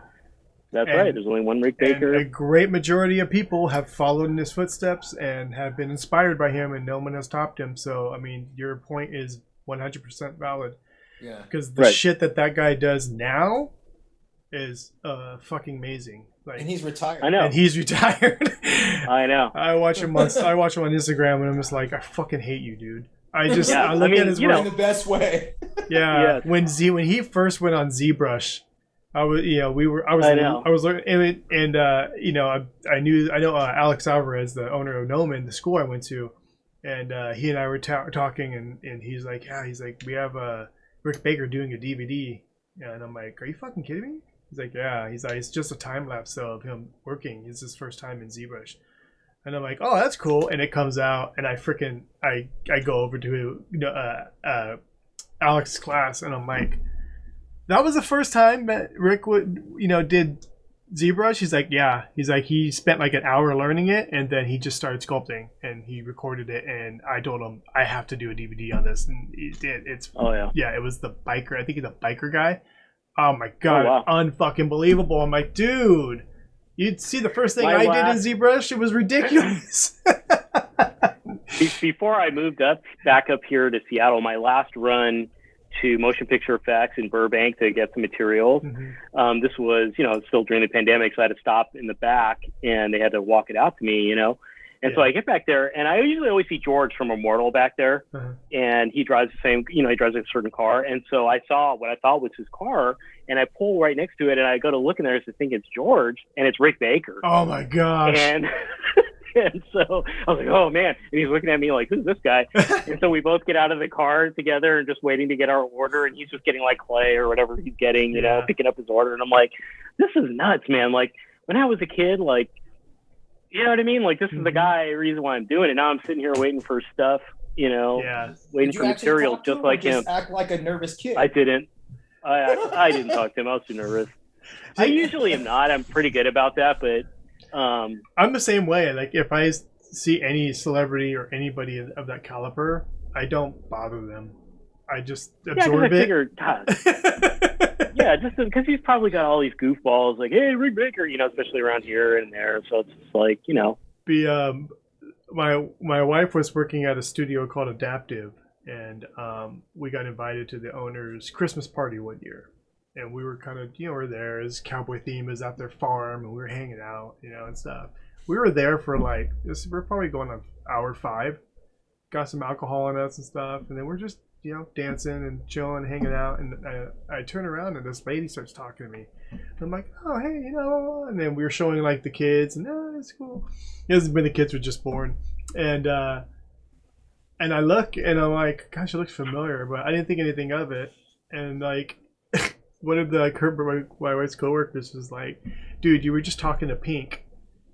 And I'm wow! Like, what? Look, and she's dressed up in her cowboy giddy, and I'm like, "Oh, hey, look at that! It was Pink." Didn't even know. Yeah, that's crazy. But I don't think I would recognize her. No, but after that, it was just I wasn't gonna go because we were having a great conversation. I wasn't gonna go and go, "Oh, hey, what's up?" I'm not gonna bother her. She's here having fun. Yeah, I know. I know. It's so funny. But man, Rick, that guy is amazing. So let's backtrack a little bit, Rib. Sure. So with what you did and everything, who or what were your major inspirations for what you do now? I know Rick Baker, that's a big one. Yeah, Rick Baker. I think Steve Johnson is a big one. Steve Johnson is a really big one, I think, because his approach is more like my personality, where it's he thinks a lot outside the box, but he's also got this sort of kind of more punkier way of doing things. It's just get it done. And it's a little, I don't want to say rough because it's not. It's not as methodical as you would like. It's not that it's not methodical. It's just got a different kind of spirit to it. You know what I mean? And I think Steve Johnson himself is that way. He's a very in your face kind of guy, especially back in the 80s and that time, so he was a big one. Rob Bottin, did The Thing and The Howling and all that kind of stuff. I mean, he was a big one. Yeah. And those kind of body horror stuff. So that kind of movie. So basically, American Werewolf in London was big for me. Obviously, The Howling, those types of films. I really like Reanimator and Bride of Reanimator. I liked a lot. When I was a kid, I was really obsessed with those two movies. And the second one was a guy that was really influential to me too. A guy called Screaming Mad George, that's a cool name. Who's a Japanese guy. Mm-hmm. Yeah, Japanese dude who I think he did a lot of music videos too. Did Marilyn Manson or something. I don't know, but he has a very crazy. I mean, he's just out there. He did a couple movies. One called Society, which is really cool. Has a really awesome effect scene at the end. So he was big, and then. Those people, Tom Savini, Yeah. Because he wrote Tom Savini wrote these books that were were early books that I had called Grand Illusion, or Tom Savini's Grand Illusion or something like that, I think. But basically, it was awesome because he showed you all the gags, in the movies. So you could follow along and see his chicken scratch, drawings, oh, this is how we put the arrow through Kevin Bacon or whatever, it's his version whoa, of a storyboard. Or the hole in the machete. with the do the neck gag. Yeah. And and you're just like, what? This is it? You know what I mean? But it's in a way that's really cool because then it made it kind of approachable and something you can do. Yeah. He made those are good. Something tough look simple. Yeah, obviously. And then, Dick Smith, all the classics, I think of the current crop, I really look up to this guy, Pat McGee, who does most of the stuff for Universal Hollywood now, but he's done a lot of films. He's done his own film called Primal Rage, which is like a Bigfoot movie, which is really cool. But his level of detail, and essentially he's a movie level quality artist, but he does mainly now, Universal. He does all the stuff for Universal, and he does an amazing job. And the level of professionalism of what he manages to do with those props is something that I really aspire to. And I like he's a really nice guy. I like the way he runs his shop. I like the way he talks to people. He's not demeaning. He's a teacher, this kind of things. Those are, those influence me just as much as anything else. Yeah. Yeah. Those are key factors, on how your business thrives. And, people want to feel good and respected when they're talking to somebody that's trying to teach them something. They don't want to feel belittled. Yeah. I mean, and some people are like that. There's the Gordon Ramsay types, and I don't know. I mean, I don't know if there's anything wrong with that per se. I mean, you could do that, and there's people that thrive within that kind of pressure or whatever. It's just not for me, It's but there's a difference between Gordon Ramsay and just someone that's just an arrogant dick. Gordon Ramsay's not arrogant. He's tough because he has a standard. And he wants the people under him to have that standard and learn that standard. And but there's just and he was taught like that too. Yeah, but there's people school. Like James Cameron that are just dicks. Yeah, I could see that. Yeah. And Michael Bay, just a dick, Yeah. So I don't watch a Michael Bay movie and go, hey, I bet you the guy who makes this is not a douchebag. Because I'm pretty sure he is. I mean, it's on the screen, Yeah. So when I'm in the mood to watch something pretty and just action-packed, there you go. You just watch a Michael Bay movie. That's it. I don't want to watch a Transformer rapping. Right. I'll watch a Michael Bay film. Yeah, no. Oh, God. No. Michael Bay. But, I mean, so those are basically... But I have fine art influences, too. I mean, I have I have a lot of interests that are very wide, because it definitely was, was trying to pursue more of a fine art career. So some of those things were influential to me, like different painters, like, Francis Bacon or Goya or Caravaggio, some of these guys I really loved, or even kind of stuff like Andy Warhol was doing, like weird performance art and just kind of stuff like that, pop art, things like that. All that stuff plays into everything. Music is probably my main love is music, and I still collect records, that's my happy place. Go. Nice. Oh yeah. Yeah. As I have a whole room, it's just my record player and all my record collection, and that's my happy place. Just sit there and listen to records, and that's how I unwind. Yeah. You got a big beanbag in there too? It's got a cool vibe, dude. That's for sure. But no beanbag. Damn. Yeah, that would be cool. I thought about that. I kind of do this opium den kind of feel to it, but no, it's just cool because I have my mask and all the weird shit I collect and stuff like that. Well, I don't know if you can see over Jeremy's right shoulder. You see his wall right there?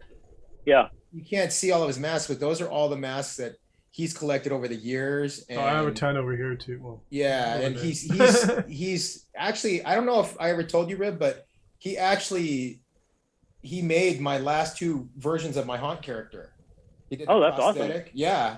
He did my prosthetic, and then I had him do the third generation in a pullover. Oh, cool. Yeah. So that's really cool. One of them's back there somewhere. I think it's above the door. I think it's this one. Yeah. So, but he's got all that This was stuff, my very first mask. My very first one I've done. The Black Werewolf. Oh, that's awesome. Yeah. Yeah. The first pull too, and it's fuck. sucked. It's so trash. It is so trash because it's super thin. I had no idea what I was doing. I just did a pour and I'm like, oh, I'll pull it out. And I pulled it out too quick and it was super thin. So it's tearing everywhere, but I will get rid of it. It's all held up. That's awesome. It's held together by duct tape inside. That's awesome that you have that.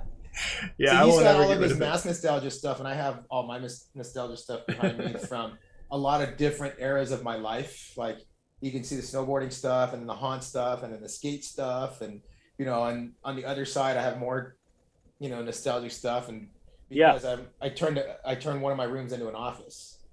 Yeah. So that's essentially my record room is like my man cave. I've got like, my nostalgia stuff, like my Mick Jagger signed record, is framed in there and all that kind of stuff, Well, love to see that room. Things. No, it's fun. Yeah, no, it's great. I mean, listening to music is my ultimate like therapy, dude, because it's like something that I engage in all the time, and it's just something I'm really serious about in terms of music. It's just the same as a haunted. To me, like a haunted house is a lot like music too. It's very immediate. It's to the point. It gets you. You could tell a whole story very quickly, and I like that, I was going to ask, what do you play? Play bass. Oh, dope. Yeah. Very cool. So I've been playing bass. I think I've just always been gravitated to more bass-driven music, so always. Sound. Yeah, I like rhythm. I'm really good with rhythm and coming up with rhythm and That's cool. And all the, like, bands that I loved growing up are such an influence, like The Cure and all that kind of stuff. Yeah. Post-punky, Joy Division, very bass-driven music, Yeah. That's really cool that all that stuff encompasses, what you do today. Yes. I think it's rad now that you're actually doing your own thing. Yes. And really picking up some steam off of it. It's pretty fucking rad. Yeah, I'm excited, and I hope that to me, I think is a difference too from other. I've got a lot of influences and from all over the place, and I think that hopefully if I can bring some of that gives it a little difference too. That kind of puts my stamp on it, of how I'm going to stand out from what's out there already. Yeah. So here's a question I just thought of. I don't know if it's something you thought of or something you can't talk about, but you make props for haunts and stuff like that. Has there ever been any kind of thought of making prosthetic pieces for like actual characters to buy, like some people, people that make foam appliances and stuff like that? Has that ever been a thought in your mind? Yeah, I've thought about it. Like one of the last like projects I was working on, and this is something that it was in my head at 13th Floor, was doing basically like just half masks that are just not even a half mask, just a front plate. You know what I mean? But face, prosthetic. Yeah, kind of prosthetic, but not necessarily prosthetic, but that has the look of like a silicone quality look to it. But basically, the thing with silicone masks, which I love, and they're awesome and they look great and everything, but I've been to hundreds of haunted houses, and I can guarantee you go to their backstage and they're all the silicone masks just back there because nobody wants to wear them because they're too hot. Yep. And just is what it is, you know what I mean? And people wear them, but you're just not going to get the longevity out of it. So I thought about something like that, and nothing is off the table, but I'm doing what I'm good at right now and strong on, and I have assets for. So I'm starting there. The great thing about massive prosthetics, it's a lot smaller of a footprint than making like a 12-foot long monster fish. Yeah. Clearly you just did that. That's one of my things that I have is a big monster fish. I think I made one for the hayride. Through it? No. Or was that a dolphin? It's a dolphin, yeah. Cliff actually made that, but that's my mold. Oh, really? Yeah. Because I remember you saying that, hey, check this out. And that's when I was talking to you that I went to SeaWorld. And you're like, hey, maybe they'll take this. No, dude. But I do want to do one with like a giant like 6-pack ring around its head or something, Like. Oh, nice. That would be rad. Oh, God. But yeah, so, nothing's off the table. I thought about that, but I like just character creation and see what I can come up with in terms of in the prop world. Yeah. Scenic. I just figured I'd throw that out there since you're already doing props and everything. And I know I think if you added that to your repertoire when the time was right, it would be an easy thing for you to do, you know? It just is like, where do you go from there? Because it's like, for me, like thinking it's a whole other thing. It's like, am I making foam latex prosthetics, or am I going to do silicone? What's the price? Yeah. There's some pretty good, there's lots of great prosthetic companies out there, RBFX and, even Cinema Seekers, I don't know, Wuchi, or even, or Scream Team, Larry Bones. I mean, there's so many out there, and they do great stuff and which is cool. But I like having like a completed, finished thing, Yeah. It's like, this is what you're getting. This is full what I character. made, Yeah. And it's finished. You have to do nothing to it except replace it. Yeah. I kind of don't want to see like a prosthetic that I made with like a really bad paint job on it. just out of my own, I don't know, vanity and ego, I guess. I don't know. You're just like, oh, that's a shame. Yeah. That's pretty funny. So, well, I think we covered everything that we wanted to cover. I mean, because I know we went through your timeline pretty quick, but I think we hit the bullet points, from when you started to when you jumped into Ghost Ride to play /13th floor to your current business. So is there anything that you want to, before we wrap it up, besides, plug in your social media and stuff, is there anything else you want to cover before we're like, okay, we're done, we're kicking you off? Well, if you're a haunted house owner, come see me at Transworld next year and put an order in, I mean, that's the main thing, or follow me on rib.fx on Instagram.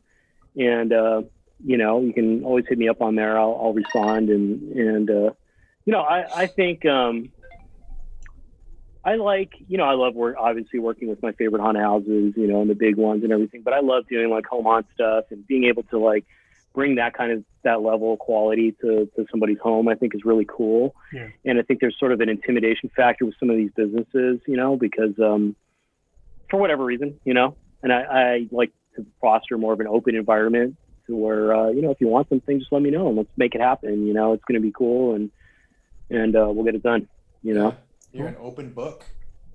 Because it's like, because people like have great ideas, man. Like people have fun ideas, and I love hearing them. So, and you bring it to life. Or we collaborate on something or whatever. But so if you want to contact me, rib.fx at Instagram. Is probably the best way to do it. I'm working on a website now, but I really just am basically waiting to launch that until to the trade show, because I want all my product. I want it to be photographed well. I want it to be solid. So right now it's just ribfx.net, but there's nothing really, just sort of a placeholder coming soon on there. But if you want to catch up with me, rib.fx at Instagram, and that's the best place to do it and see what I'm up to. And definitely check it out, you guys. He's got a lot of good stuff up there already. So I know me personally, and that's not just because we're family, I'm interested in seeing what we got coming down the pipe. Yeah, I can't wait to see what you have at Transworld, which will probably be this year. This is when it's going to post. It'll post next year. we're actually launching. We're launching October 4th. October 4th, and we're in September right now. So. Oh wow! But don't worry, we'll give you a date so you can, either myself or Jeremy will give you a date so you can post it. Hey, check out this podcast and. Yeah, but you'll be episode. I think you're episode 13. Yeah. Oh, nice. Hey, that's fine. Yeah. What I think is funny is now people are they're not gonna question whether or not we're related. I know, that's true. We really are.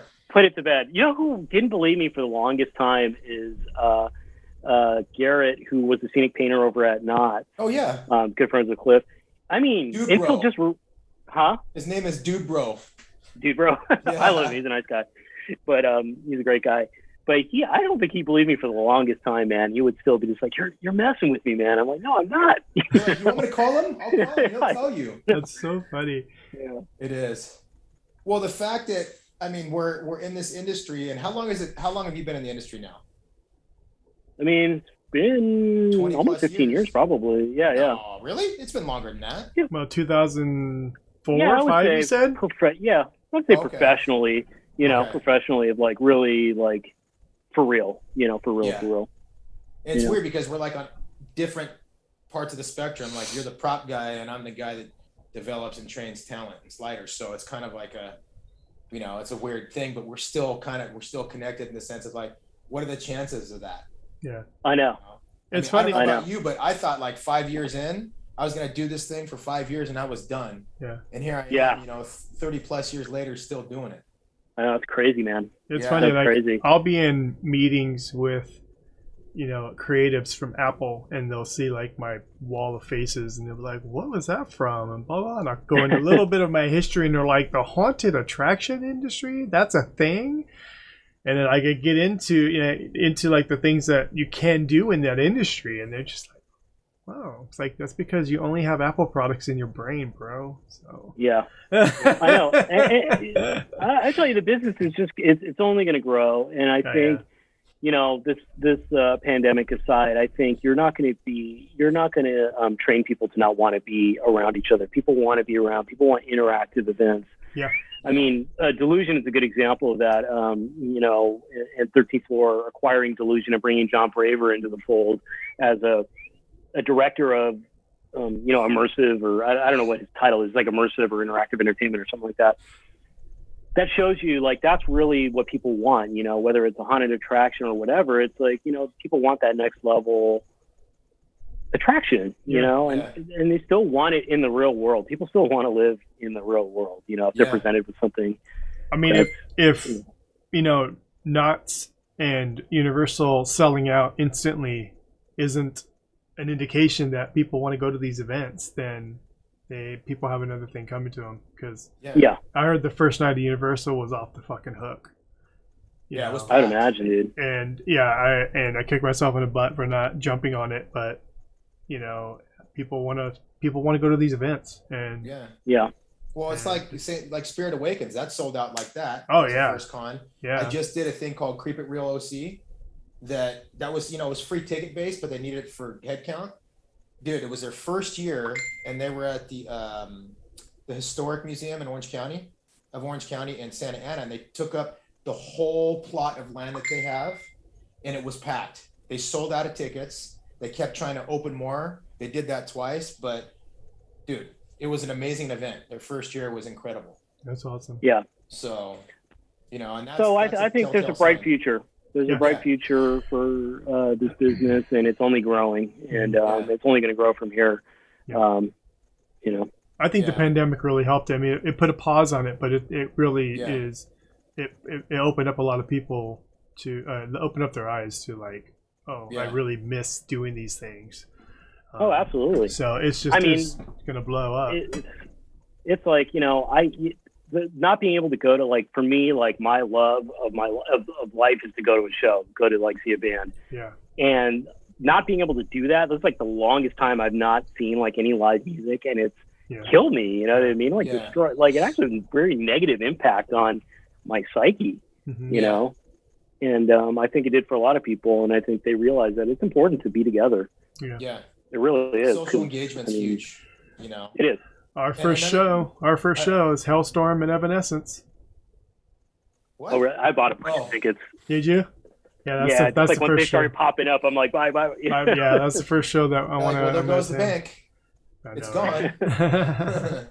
See, also too, like with the pandemic, a lot of people started realizing, hey, you know, opens them up to new things when the world started reopening. But it also, I think, on the backside, it helped people that run events or manage events.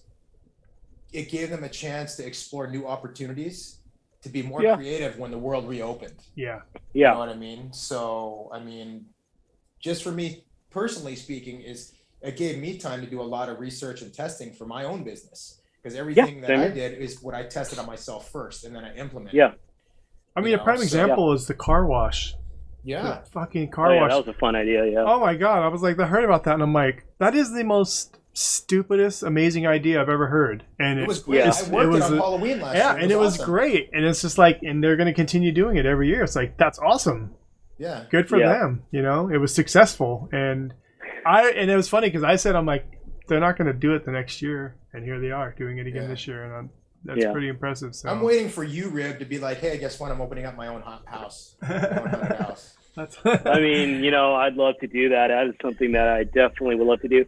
I think though I'd love to do something on like a smaller scale, a more like intimate kind of like delusion type thing. I think would be more towards what I would want to do. An experience. Yeah, just like a cool, like a very like tightly curated experience. Yeah. I think would be cool, and something that just kind of pops up here and there. I think that would be really fun. Yeah. Because that just taps into like what I was when I was more doing like fine art and stuff. What I was doing anyways. So yeah. I'd love to do that at some point, but who knows? We'll see. In due time. So. In due time. Cool, man. Well, on that note, we should probably wrap this up because we're coming up on 2 hours. You're probably looking at our faces. So. Well, Rib, man, thank you so much for joining us and being on the show. It was really nice. Yeah, it's really nice to meet you again. And absolutely. We both look forward to seeing what you're going to have at Transworld because, yes, we do plan on attending Transworld this year. Cool. So, I'll give you a couple RibFX shirts. You can work the booth. We'll totally do it. Hey, I'm down, man. A couple booth babes. So what you're saying is I got to put on some boobies. We got to work on our bodies. I mean, you know, just a little bit. Got to go buy our silicone boobs. I don't know. Layla might get jealous, bro. I don't know. might be into it. Man, for sure. Once again, you guys, you can hit up Rib on rib.fx on Instagram. No website yet, but that'd be the best place to hit him up and keep updated with all the fucking amazing shit he's going to be doing. Yeah. Other than that, I'd just like to say thank you all for watching and tuning in on behalf of myself and Jeremy. Rib, thanks again for joining us, and it's good to see you. Yeah, man. Hopefully we'll be talking again soon. Yeah. So absolutely. I think I'll be coming down there in October, so we'll hit you up. Cool. Yeah, well, let me know, and we'll see if we can work something out, because I'm at Hayride. Yeah, because you're working the Hayride. That's right. I forgot about that. Yeah, that's really cool. That's awesome. We'll go grab a drink or something at some point in time. Sounds good. So, all right, guys, we are signing off after 2 hours of bullshitting and getting some insight on what Mikey's doing. So, see you on the next one. All right, guys. Adios. Later. Take it easy.